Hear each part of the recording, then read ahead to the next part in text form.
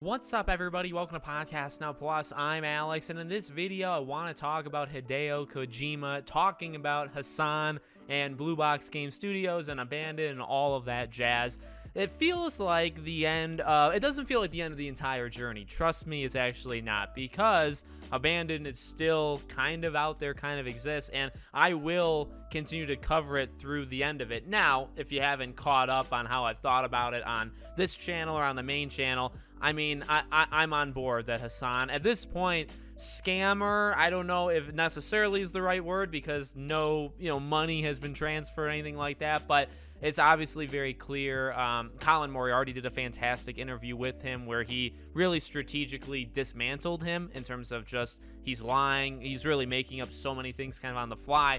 But now Hideo kind of comments on it, and it's interesting. So he says a couple different things. Obviously, he just comes out and says, like, that's not him. He's not working with him, just to kind of clear up all of that stuff on a base level. So for anybody left, and trust me, I was there for actually a long time, but for anybody left, those two are not the same person. The studio's not the same thing. It's not happening. It's not happening. So you have that. Then you also have actually one interesting thing I saw that he said is the whole, when he made the fake studio for Metal Gear 5, how he said, like, yes, I did do that, and Jeff Keighley was a big part of it, but he would never do the same thing twice. So if he were to do something, he would not do the same thing again. So he wouldn't make a fake studio. And I guess you have to believe him at face value for all those things, because you are believing a guy who faked it once, so you're believing he'll never do it again. It gets a little trippy when we talk about a good old Hideo. But no, I mean, that was actually kind of interesting that he, because if you do take him at face value, it's like, all right, well, you can expect he would never,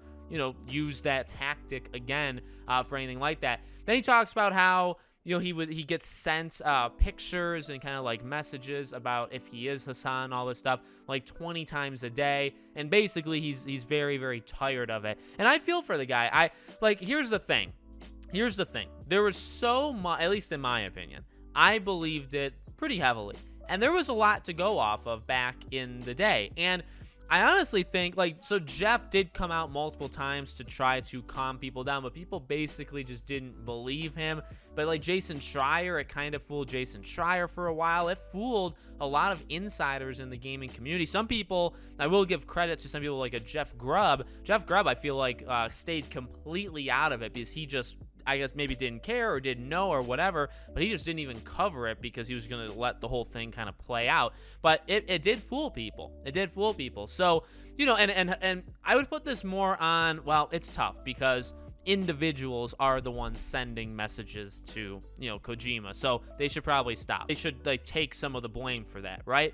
But Hasan really deserves, I would say, the most, because there's nobody pushing it more than him. And we won't go into the whole thing. It's been well documented how much he seemingly lined up in order to make people, fall for it. So, again, does it ultimately fall on the people that send these things and basically are annoying him? Yes. But I would blame a lot of it on Hasan for getting the whole thing started. And I guess everybody else kind of deserves a little piece of the cake of blame here. But look, I said it before. I don't take anything back for what I said in any of my coverage. I'm not this isn't an apology video or anything. This is just kind of me throwing it out there.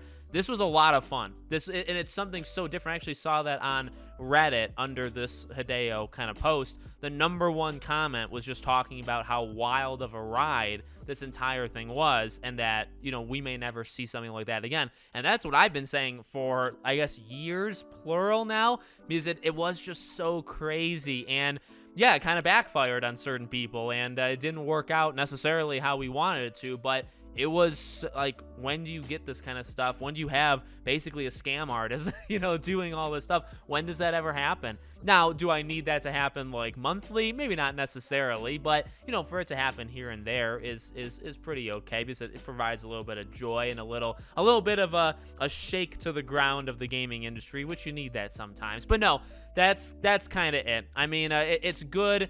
Would I have liked Hideo Kojima to comment just flat out earlier? Yes, because ultimately he didn't really do it either. Jeff kind of said that it wasn't him during the whole phase of Hasan and all that stuff, but Kojima really didn't.